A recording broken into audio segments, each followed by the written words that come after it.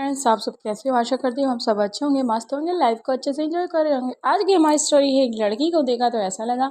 Episode 1657। Video पसंद आए तो प्लीज़ लाइक शेयर सब्सक्राइब और कमेंट करके ज़रूर बताना। बिना किसी देरी के वीडियो स्टार्ट करते हैं। Video start. प्रीति और सनी के वहाँ से जाने के बाद दोनों के जो बाकी के जितने भी फैमिली मेम्बर्स थे काफ़ी परेशान हो गए। सबसे ज़्यादा रोहित, मारवा और अनिका को ठेस पहुंची थी, क्योंकि ये सब उन दोनों का ही प्लान था। लेकिन उनके प्लान अनसक्सेसफुल हुआ था, और ये देखकर जितने भी वहाँ पर गेस्ट आए थे ये और उनकी बातें, क्योंकि एक दूसरे पर कोई ना कोई कटाक्ष कर रहा था और कह रहा था कि अगर इन्हें एंगेजमेंट नहीं करनी थी तो हम सबको इकट्ठा क्यों किया, हम सबको क्यों बुलाया। तो दूसरी तरफ ओमकार और मुक्ता का भी यही हाल था। दोनों ही काफ़ी परेशान नज़र आ रहे थे, क्योंकि उनकी भी अभी एंगेजमेंट अधूरी रह गई थी। दोनों कपल काफ़ी परेशान थे।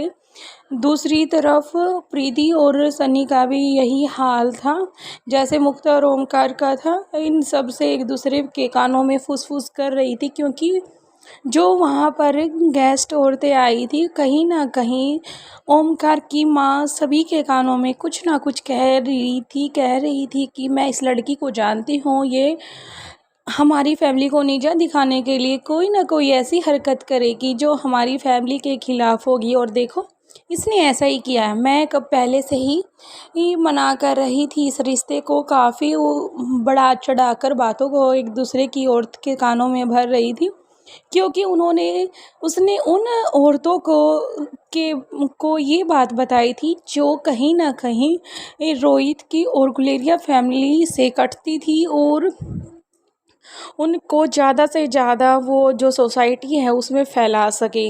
इसलिए तभी वो ओमकार की मम्मा आकर अपने हस्बैंड के पास खड़ी हो जाती है, कहती है मेरा काम हो गया, जो मैं चाहती थी वो बिल्कुल वैसा ही हुआ है।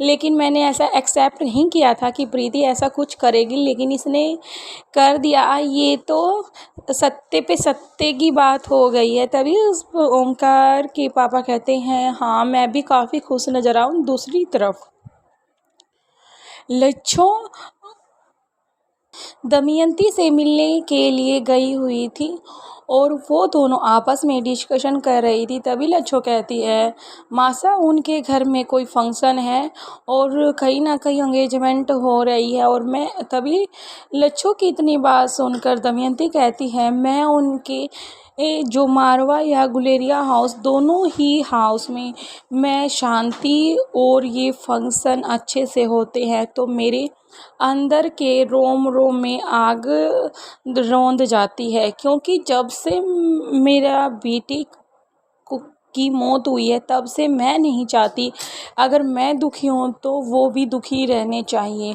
उनका भी कोई भी छोटे से बड़े तक कोई भी फंक्शन सक्सेसफुल नहीं रहना चाहिए।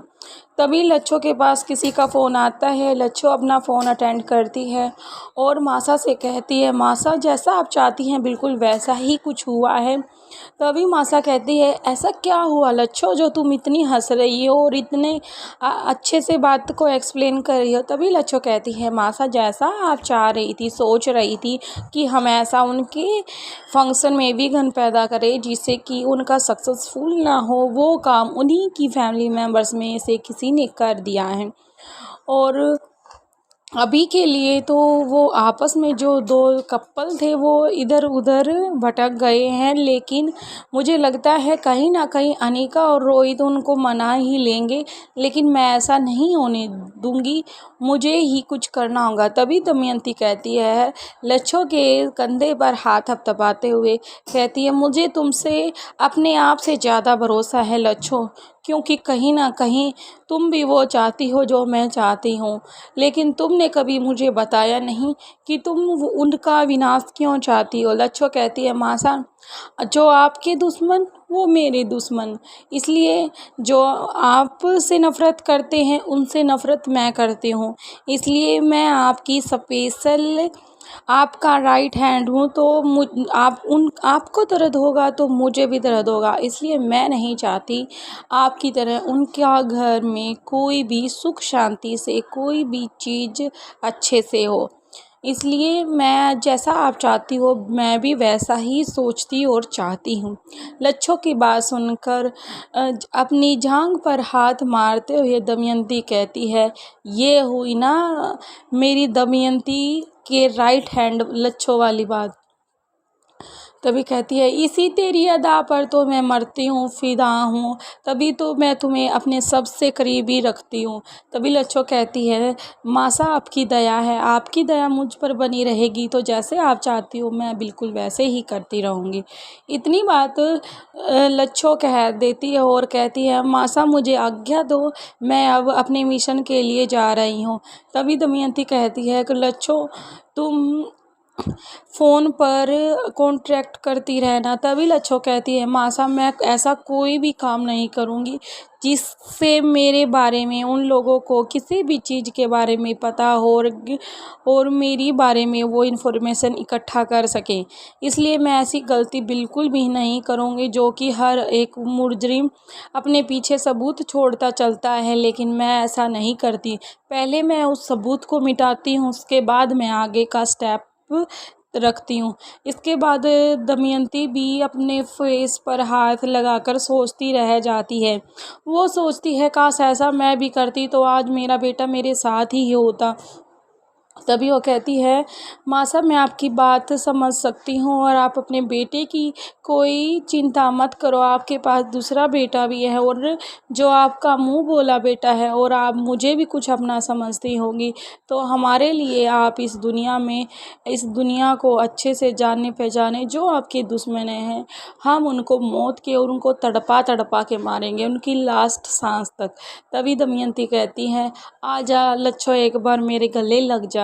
इतना कहकर लच्छो जल्दी से दमयंती के गले लग जाती है। दोनों गले जब लगती है उसके आसपास जितने भी कुछ औरतें या आदमी थे सभी दोनों को देखकर अपनी तालियां बजाने लग जाते हैं अपनी गर्दन को नीचे करके, क्योंकि लच्छो ने सभी को कहा था जब भी मैं आऊँगी मुझे कोई नज़र भरा कर देखेगा तो मैं उसकी नज़रें निकाल दूँगी। क्योंकि सभी के सामने कुछ औरतों और कुछ आदमियों का ऐसा उसने हाल किया था, तब से सभी उससे दमयंती से भी ज़्यादा डरते थे। उसका एक अपना दबदबा और एक रौब था जिसे लच्छो के नाम से ही वो औरतें और वो आदमी कांपते थे जिन्होंने वो दर्द भरा मंजर देखा था।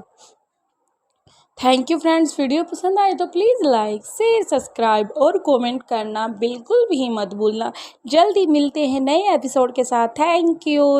ज़्यादा से ज़्यादा शेयर करें, कमेंट करें, लाइक करें। Thank you friends.